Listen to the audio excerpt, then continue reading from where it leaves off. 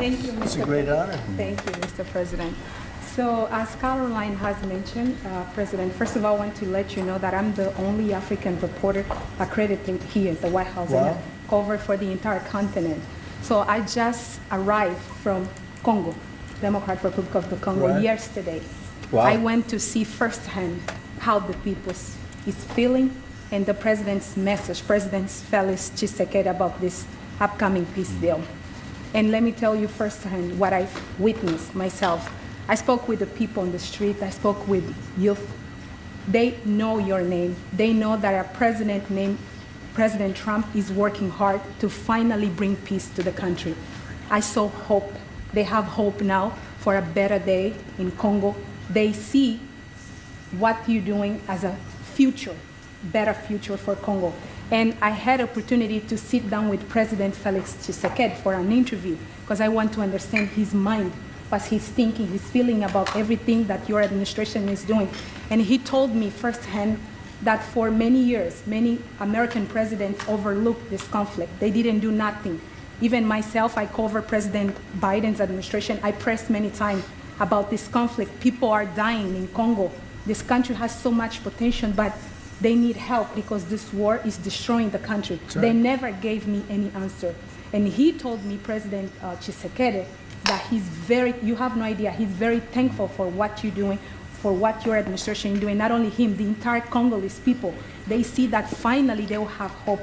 And President Tshisekedi also mentioned at the end of my interview that when peace finally comes to the Democratic Republic of the Congo, he's thinking to nominate you as a Nobel Prize Peace because he said you deserve, you have been working to bring peace in the world, not only at the Congo, and he's very hopeful to meet you in the future. That's so nice. Boy, and that's so beautifully stated. And Caroline said, number one, she did say, and I shouldn't say this because it's politically incorrect, she said, she's beautiful, and you are beautiful. I'm not allowed to say that, you know, that could be the end of my political career, but I said it anyway. But you are beautiful, and you're beautiful inside. So I wish I had more reporters like you. So you covered Africa for a long time? Yes, for over 10 years. Wow.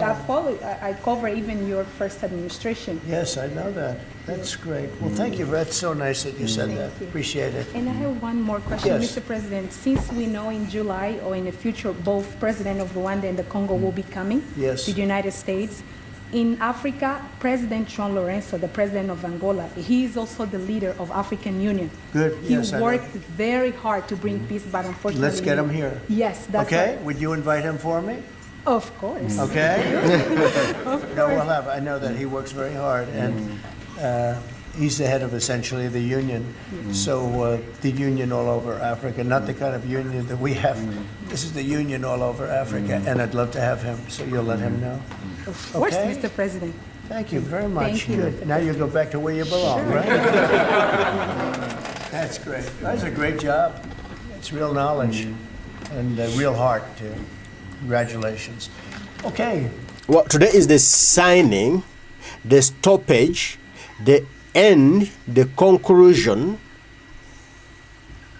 to Congo insurgencies, Congo war, Congo murders, Congo rapings, Congo everything is ending today.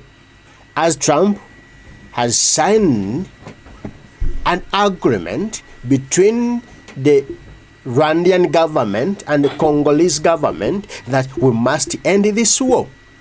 Let's go in. So we're here today to celebrate a glorious triumph, and that's what it is, for the cause of peace. And this is a long time waiting, the signing of the historic peace agreement between the Democratic Republic of the Congo and the Republic of Rwanda. The conflict has continued, and it's been going on for many, many years. It's been going from, I guess they say 30 years. The Great Lakes region of Africa for a long time, and maybe even time before that. How is the Great Lakes region? Must be beautiful, right? Beautiful, beautiful region, but they had a lot of war, right? A lot of fighting, a lot of death. It's displaced countless people and claimed the lives of thousands and thousands. But today, the violence and destruction comes to an end. and the entire region begins a new chapter of hope and opportunity, harmony, prosperity, and peace. That's been a long time waiting. I said, how long has the war been going? And a friend of mine who was very much involved said 30 years, and at least 6 million people were killed during that period of time. It's incredible. And somebody said that was actually, it's the biggest war on the planet since World War II. So it's a shame, but we're going to bring it to an end. I want to express my gratitude and congratulations to the representatives of the Democratic Republic of the Congo and the Republic of Rwanda, who signed this pivotal agreement a short time ago. They just signed right in front. And let me also thank Secretary of State Marco Rubio, who has worked very hard on this subject, and we've worked on it together, for his outstanding leadership, as well as Senior Advisor for African and Africa Affairs, Mossad Boulos. He's, as you know, spends a lot of his time in Africa, and he's very comfortable there. I said, were you at all uncomfortable with all of the turmoil and all of the killing? And he said, no, I wasn't uncomfortable, and that's what you need.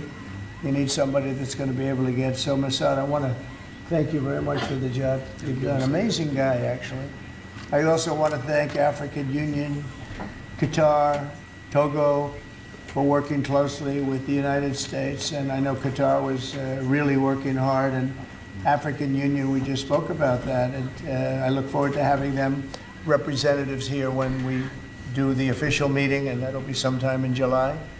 And we look forward to it. And you better be here covering it, okay? You better be. We're not going to stand anybody else covering it but you.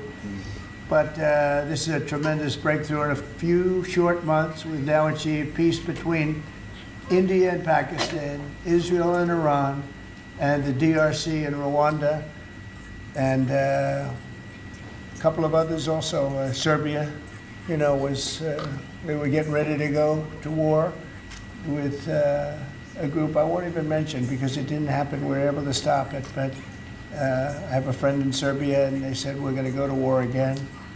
And I won't mention that it's Kosovo, but it's Kosovo.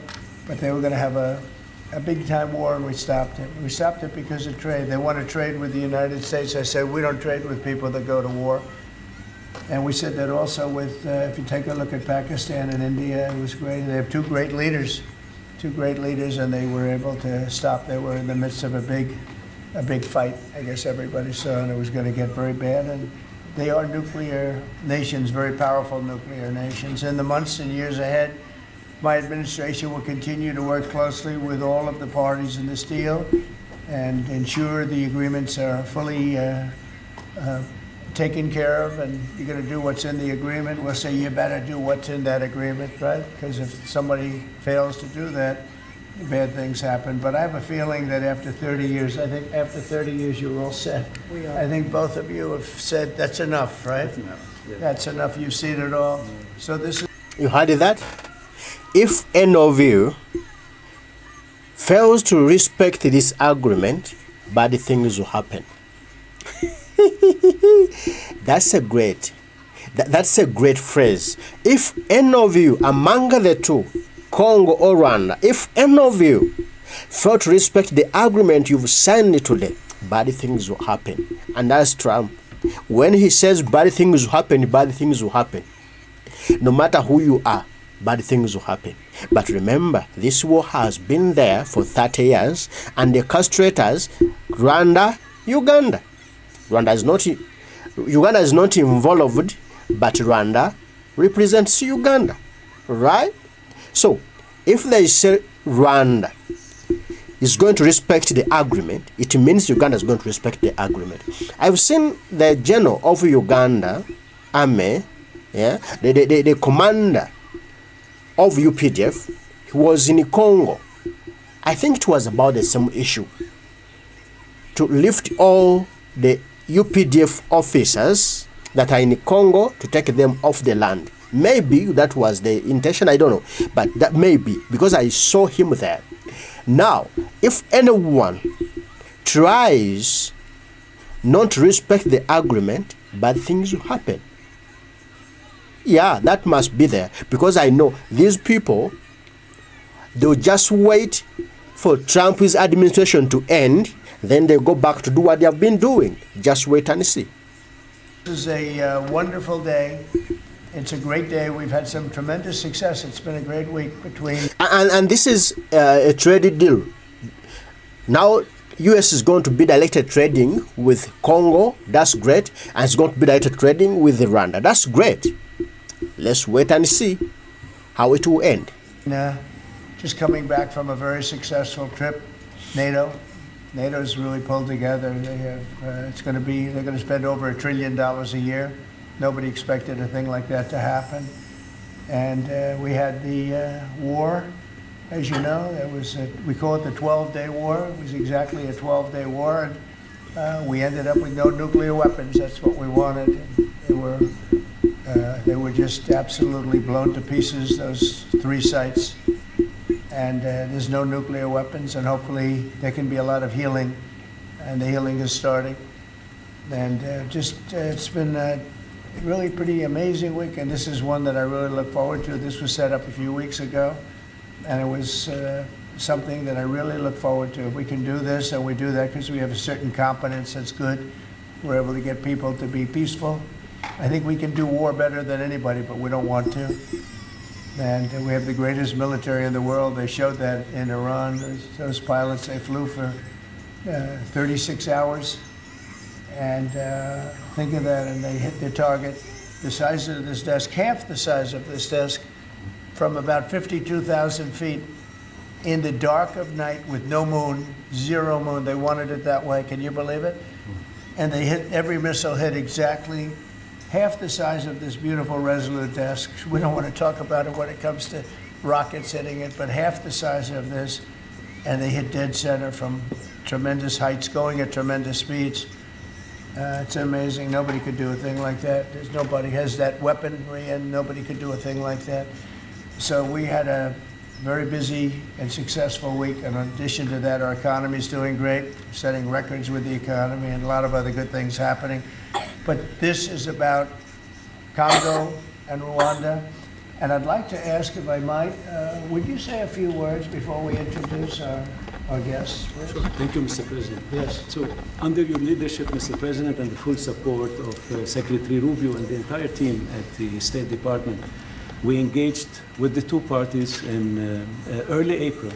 And within 3 weeks, they signed the Declaration of Principles. And now, within about 2 months from that, we have signed today the final, this is actually the final peace agreement. You know, many people were wondering if this is preliminary. No, this is the actual final peace agreement that they've signed today.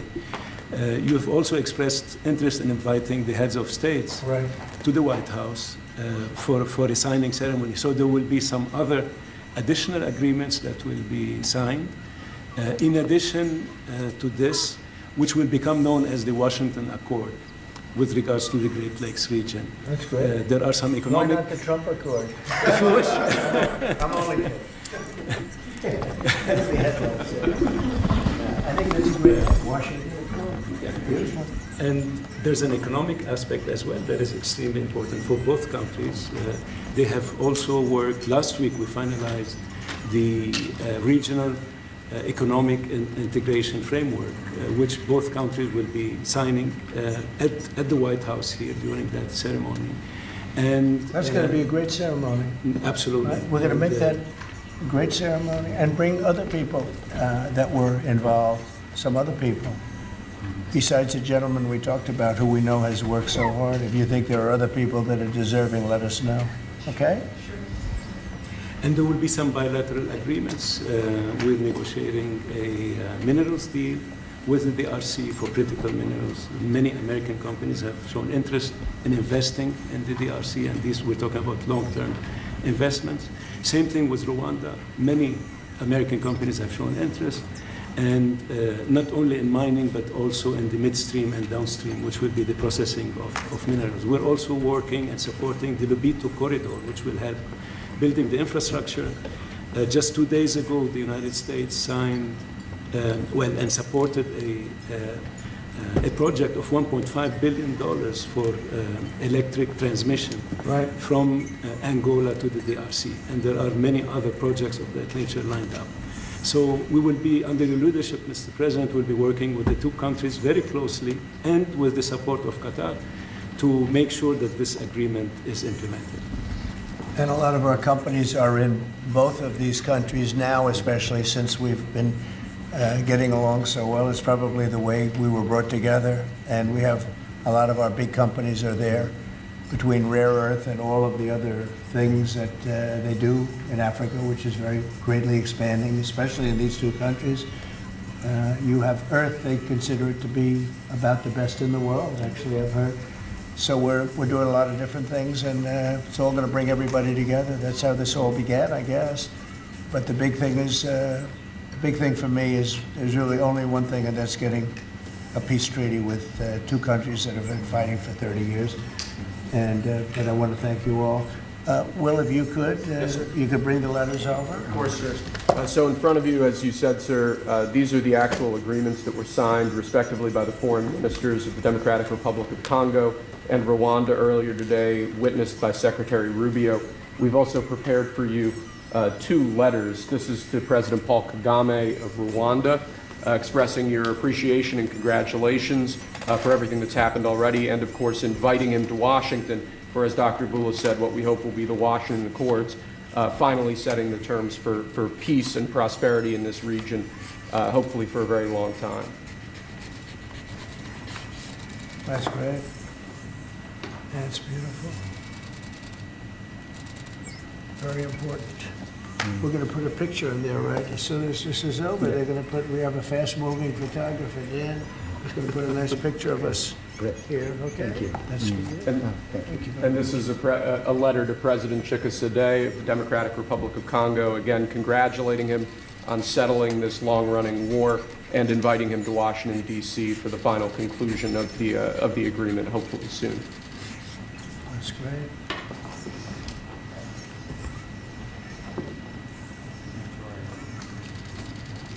Nice, right? Take that pen. Take that pen. Thank you very much. Okay. So I'd like to ask JD to say a few words, our great Vice President, and then Marco, and go ahead. Great. Well, first, let me welcome the foreign ministers of Rwanda and Congo. It's great Wow, this is history made. Thank you, to have you in President the Oval Donald. Office. And second, let me say congratulations to the President, Yeah. Secretary Rubio, and the entire team. True. I think for the people of these two countries, they should know that the United States is committed to the pathway of peace. But to my fellow Americans, this is really a celebratory moment. This is a big moment for our country because under the President's leadership, we've taken what was 30 years of killing and war, the worst war in terms of death count since World War II, and now we're on a pathway to peace. And so if I think about what I know about these two countries, for 30 years, pretty much the entire time that I can remember these two countries being in the news, much of the story has been about them fighting one another, about them killing one another. And now we can look forward to a future where my children will look at this moment as the beginning of a story of prosperity and of peace. So thanks to the President, congratulations to the entire team, and to my fellow Americans, we should all be really proud because it's amazing what active presidential leadership can accomplish when it's geared towards peace and prosperity, and that's what we have in the Oval Office right now. Wow. So great job, sir. Thank you very much, JD and Marco, and then we're going to ask the two principals to speak. Yes, sir. Mr. President, first of all, thank you. When I first came on this job a few months ago, you made it very clear that one of the priority of this administration under your leadership was going to be the pursuit of peace. And from day one, whether it's been in Ukraine and Russia, whether it's been Pakistan, India, whether it's been Iran and Israel, and in the continent of Africa, your priority's been on peace. And today we see this come to fruition. It's sad. Wars get a lot more attention than peace. But peace is harder than war, a lot harder. And I want to congratulate both of the leaders here and their respective presidents for choosing the harder path, which is often peace, than the easier path, which sometimes is war, as costly and as bloody as it may be. And I echo the Vice President's statements, and that is that Americans should be very proud that the #1 voice for peace in the world today is our president, your president. And so thank you, President Trump. And I want to, again, recognize Dr. Boulos and the work he's put into this from day one. He's really put a lot of time and effort, and as our friends from the respective countries can share with us. And last point, I do want to thank, you've done this already, but the African Union, Togo, and Qatar, who have been extraordinary partners and whose help we're going to need to continue to receive in order to bring all this to fruition.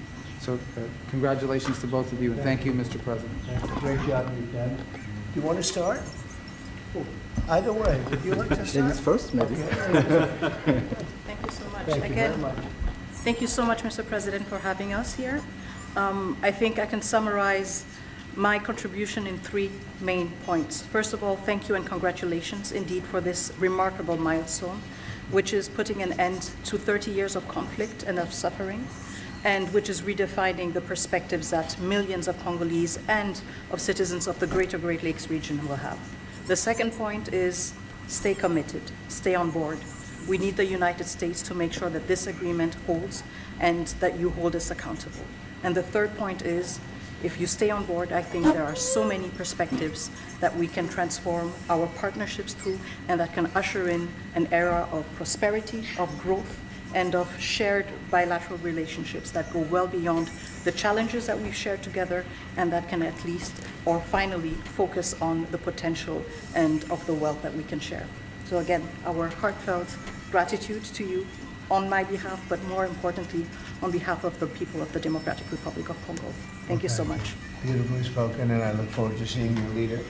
They will, highly respected person, as you know, Indeed. highly respected all over the world, but in Africa in particular. So sometime in July, we'll do something, a big ceremony. We look forward to it. Thank you very much.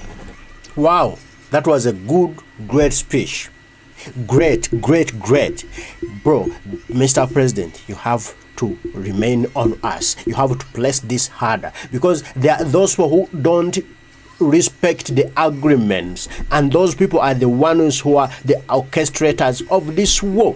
And those people, everybody knows them. It's not Congo. No, those people, everybody knows them. So press them harder so that they respect this agreement. If they respect it, that will be wonderful. That's the Africa we want. That's the world we want, where there is no killing of people. Why do you kill your fellow humans just because of wealth? Yo, this nonsense must stop. And if Donald J. Trump wins this, bro, this is a great win. Thank you, Mr. President. Please. Thank you very much, Mr. President. This is indeed a historical day because it's the signing of a peace agreement between Congo and Rwanda to end a conflict that has been going on for 30 years. And there has been many mediation, facilitation in the past, but none of them succeeded. And we believe that it's because of your leadership and your steadfast commitment to this process, with also a new approach of economic integration, regional economic integration, which is important to allow Rwanda and DRC working together, because this is a very rich region with cross-border trade, with minerals, with natural wealth. So with the U.S. Standing side by side with Rwanda and DRC, we believe that we will achieve a long-time peace. And we also believe that, as my colleague from DRC stated, it's important for the United States to stay committed, because today we signed, but now we need to implement what we have signed in order to open this new era you were talking about of prosperity, so that we can reap the economic dividend of peace. So for this economic integration framework to be implemented, it's important for the U.S. to accompany the parties to implement what we have signed, because in the past you have signed so many agreements that were not implemented. And we are really, we believe that with your leadership, with the involvement of the United States administration, we will reach that goal. So thank you very much, Mr. President. Well, this will happen, definitely. I can reach over. Do you want to just press them over to me? Let me have them. And I just wanted to give you each. These are your signed agreements. And we'll make sure that you follow through. We'll make sure you follow through. Yeah. We'll make sure that you follow through. Okay, that's for you. And we have one other thing that we're going to give, that we give to special people only. It's a coin. Thank you. And I hope you do that. I'm going to give you a second one for your leader. Oh, cool. Thank you very much. And likewise, we'll do that. These are serious coins. You don't want to lose them. You'll be very. I think that your reporter from Africa should get one. What do you think? Is she allowed? I saw. I think yes. Are the reporters okay with it? Huh? Brian, yes? Darling, that's for you. Okay? You did a fantastic job. Thank you. And I heard you do a great job in covering everything. Thank you. And Mr. President, we actually have the pictures that you took earlier Oh, of let the me foreign see ministers here already. Thank you so much, Mr. President. Thank you. Let me see that. They're in this folder right here, sir. Okay, this one? Yes, sir. Oh, they look better than me. I don't like it. I don't like it. That's beautiful. That's very good. We have a good photographer. Beautiful. That's great. You better, I'll tell you, you better do the job here. We're going to come down hard. That's beautiful. Thank you very much. So we'll put them in. That's for you. That's for you.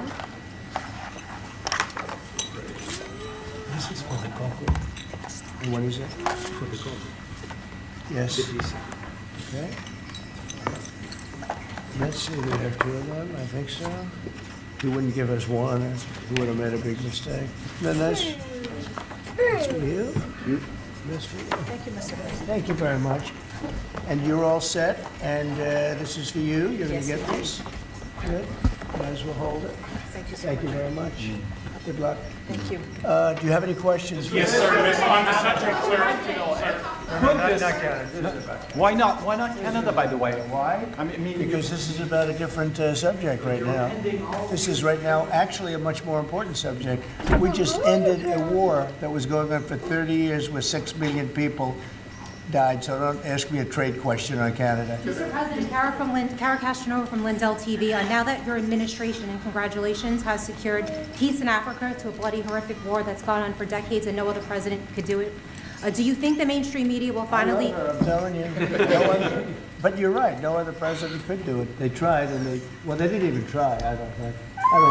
I actually don't think they tried. Do you think Biden tried? He didn't know he was alive. Do you think the mainstream media will finally give you credit where credit is due? No, the media will never give me credit, but the people give me credit. That's why I'm here. The people didn't give me. That's why we're here in a landslide. We got all 7 states. We won the popular vote. So the media won't give me credit, but the people give me credit. That's more important to me. You're going to go down as a peacemaker. You're also going to go down with the president who had 0 border crossings in May. You secured the border most than anybody has ever done.